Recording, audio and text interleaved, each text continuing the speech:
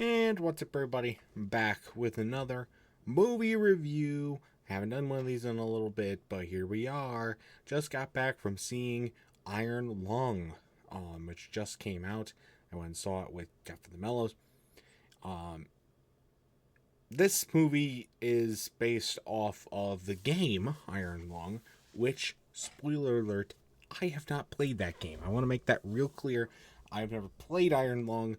I don't even know much about it going in, but Jeffy really wanted to see this movie because it's been Markiplier's passion project for a good part of the last 4 to 5 years, and I said fuck it, I'll tag along and go see the movie. So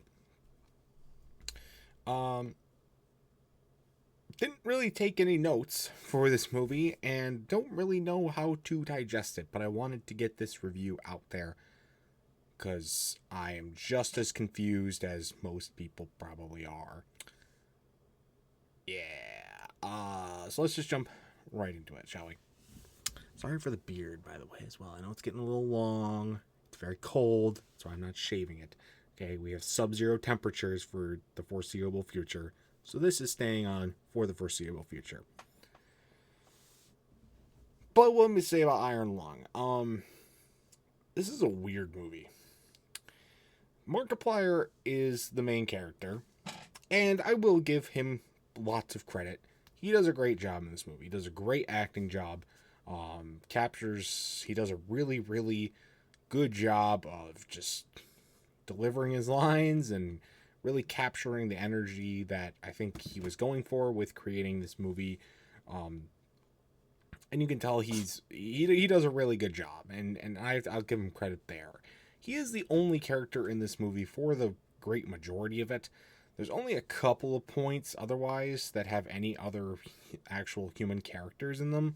One of them, there's a little scene where he's up at the surface and talking to the other members of the research crew that you can see for a little bit, and then there's some flashback scenes that are just a couple seconds apiece. So maybe 10 minutes, maybe probably not even that, but I'll be generous and say 10 minutes of this little over 2-hour film has other people in it besides Markiplier. But I'm not complaining. Markiplier does a really, really good job here. And there are other times where there's a lot of points where he's communicating with other characters and they're just voices. So it's not like he's just completely alone, right? Well, he is technically alone, but he's not always the only one talking. So it is nice. There's some really good stuff there. Some really good dialogue scenes that really do capture the horror and dramatic part of this movie, which it is a horror movie. I wouldn't say it's the scariest movie that I've seen, but it is pretty scary. It's up there. There's a lot of sound bits and sound pieces, and that was partially because of the theater and how the surround sound system of the theater is. There's a lot of little gurglings or bubbles or bumps or whatever, and it's got me tingling. You can feel them all around you. I don't know if that was the movie or again more the surround sound system of the theater, but it was freaky, very, very freaky. And this movie doesn't really have a lot of jump scares. More so, it has a lot of suspense scenes and gore. There's a lot of gore in this movie, and this movie breaks a world record, I believe, for most blood in a movie ever. And I was like, okay, how much blood is that really going in? I was like that. Yeah, I can see where it breaks that. I believe it 100%. There is so much blood. A lot of blood. If you're somebody who gets a little lighthearted with blood, or lightheaded, I guess, do not go see this movie. You will pass out. You will die. Do not go watch this movie. Because it is bloody. And there's a lot of other gore, too. Especially near the end. It's pretty subtle for most of the movie. There's a lot of and this is another thing with the cinematography that they do really, really well. There's a lot of close up for drawn out shots of like condensation, and it's bloody because they're on the part of the ocean floor where there's a lot of where like blood and salt mixed together or some bullshit like that. So there's a lot of condensation from blood, and there's like blood dripping from the pipes and ceilings and whatnot. And it's done very, very well. There's a lot of good cinematography, positioning of the shots that work really, really well there. And so I will give them a lot of credit, Markiplier a lot of credit, because he was the main director of this movie for doing that. It is positioned really, really well, very high quality, and very much captures the suspense. But in the last about 15 or so minutes of the film, they really just crank the gore up to 100. How about the part where Markiplier literally is like ripping off his bandages on his arm, and it's like this like Last of Us type bite infection that's just like seeping out of his body. Oh my god, it was fucking disgusting, and the noises were just fucking disgusting. And then he gets like symbiote possessed on the pipes right after that, and he has to like rip his own fucking arm off. And it is just how they like angle the camera and how it's like how with the lighting and shit like that. Oh my fucking god, I was freaking the fuck out. I didn't really know anything about this movie going in,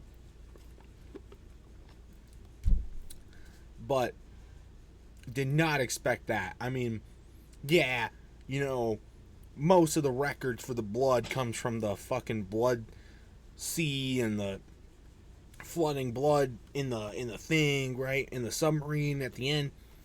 But my god, there's so much fucking gore. I mean, just how it works with him ripping his own fucking arm off, and at the end, he like gets fucking... He like turns into a completely different creature and then drowns to death in his own fucking blood. It is in fucking insane the level of gore and detail that is put into just the final 20 minutes of the movie alone.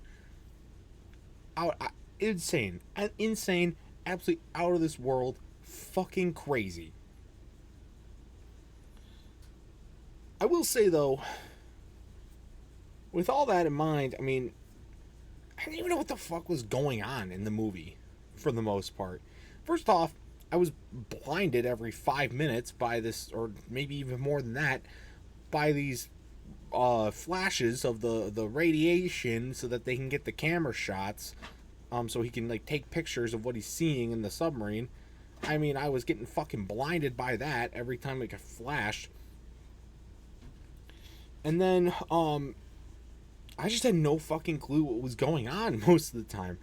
And the theater we were in was pretty packed. And there's people like that were like laughing or like reacting like, stuff like that to like certain parts of the movie. And I'm like, is this pertinent to what happens in the game? Because again, I've never played the game. So maybe they were reacting to that, or maybe they were just like in shock at what was going on. I don't know. They were laughing at some parts, and there were some funny... Markiplier did sneak in some funny jokes there. It's not all, like, serious, horror shit. There are some comedy moments in there, some nice one-liners, which were really funny, I will say. But also, it's just... I don't know what the hell was going on most of the time. Like, there's, like, scenes where he's, like, talking to ghosts, or, like... It's never really made clear what the goal is here. It's held very ominous. And then there's the end when he's like touching the box, and then the box is found and he's dead, presumably, or he's now a sea monster or some bullshit like that. And it's weird. It's very weird. And then the ending of the movie, when they find the box and then the just cuts to credits, makes me think they're going to do a sequel. They're not going to do a sequel, which objectively doesn't make much sense because it took him 4 fucking years to make this movie. Why would he want to turn around and dedicate another 4 fucking years, maybe more, making a sequel? It doesn't really make much sense, but why would you end the movie off that way? unless it's tied to the game. Again, I don't know. And everybody in the comments can be like, oh, you just should have played the game. You don't know anything. You should have played the game. I didn't even know this was a game until I saw the movie. And it's like based on the game. I don't know the fucking game.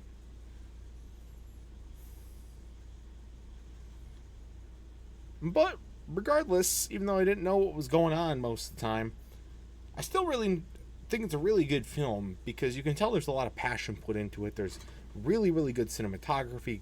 The gore is off the charts. Really, really great detail. Great suspense.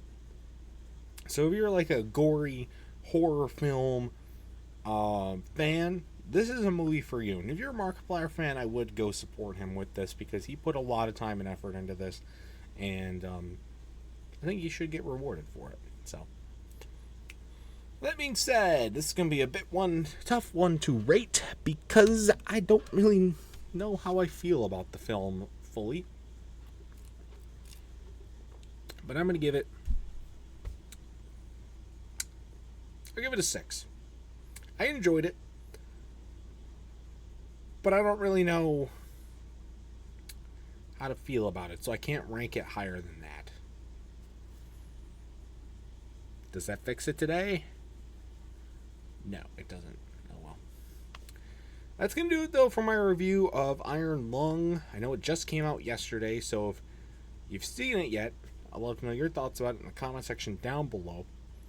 Oh, there you go. It's fixed itself. But if you haven't seen it yet, I would recommend going and seeing it because I think it is worth your time. Especially if you played the game. I'd love to know some thoughts about that. So, that's going to do it for this review, though. Stay tuned for other much more amazing content, including more movie reviews and other awesome stuff. And until next time, see you guys later. Goodbye.